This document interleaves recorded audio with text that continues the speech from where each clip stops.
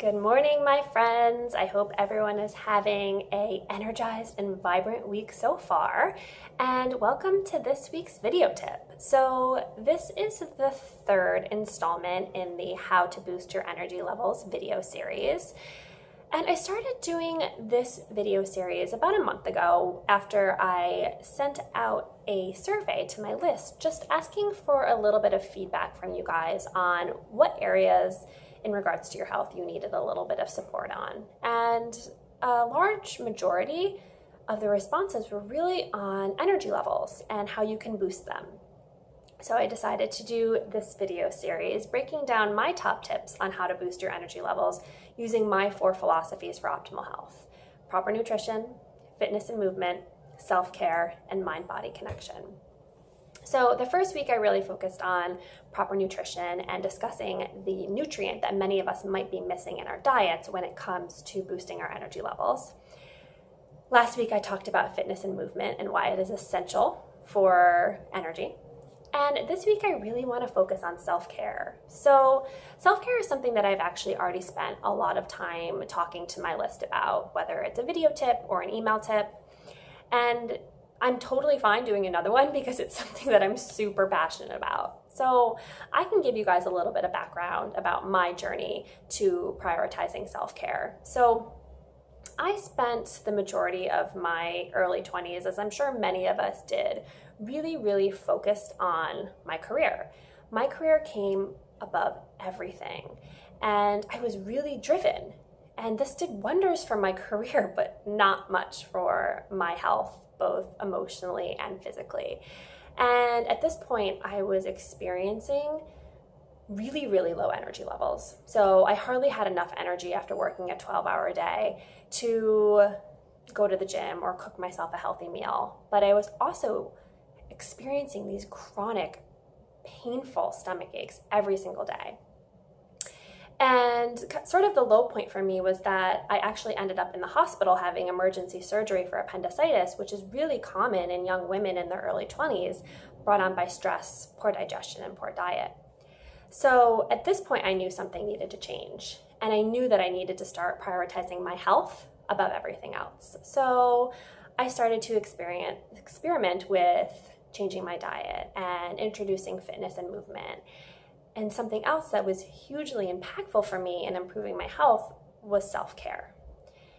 And within a very short period of time, my health completely turned around.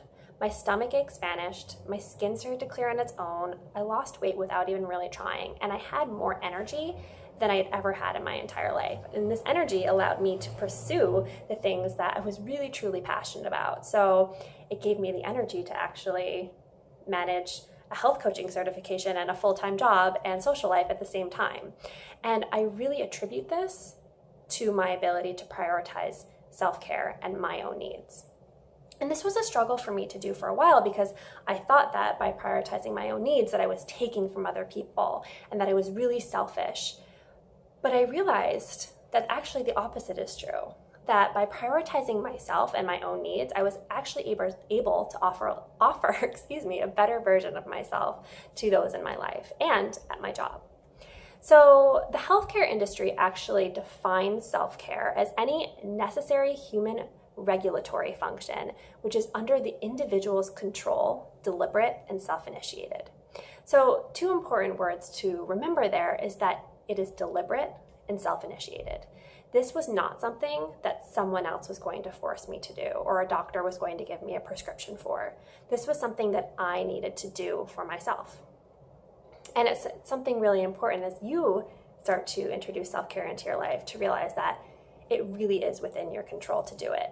And it might mean that you have to cancel a social event or something that's causing clutter in your schedule so that you can really make room to prioritize yourself.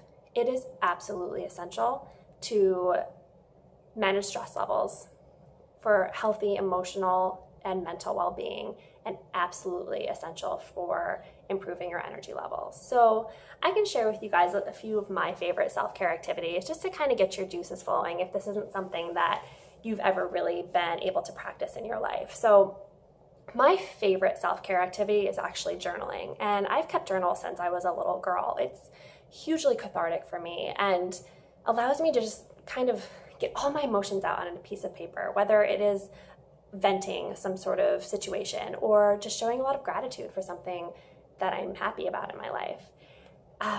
Another awesome self-care activity for me is actually cooking. It allows me to be very creative and express myself. And then my third favorite self-care activity is actually watching TV. So some of you who've known me for a while might actually laugh when I say this, but I used to be very virtuous about my TV watching and think like, no, I should be filling my mind with, books and, using my energy for other things besides watching TV. But I realized that I actually quite enjoy it. And after a long week, a few hours of television on a Sunday is really, really just therapeutic for me. So absolutely no judgment on that activity. So this week I would love to encourage you guys to devote at least an hour of your week to your own self-care. And again, that might mean that you need to cancel a social event or something in your calendar that's been taking up too much of your time. And I just want you to notice how your energy levels improve and how you're able to offer an improved version of yourself to your relationships and to your life. So that's my challenge for you this week. I hope this information was of service and it was inspiring to you. And if you guys need any support in this area, again, always feel free to reach out to me. I am here for you. Have a lovely rest of your week, everyone. Bye.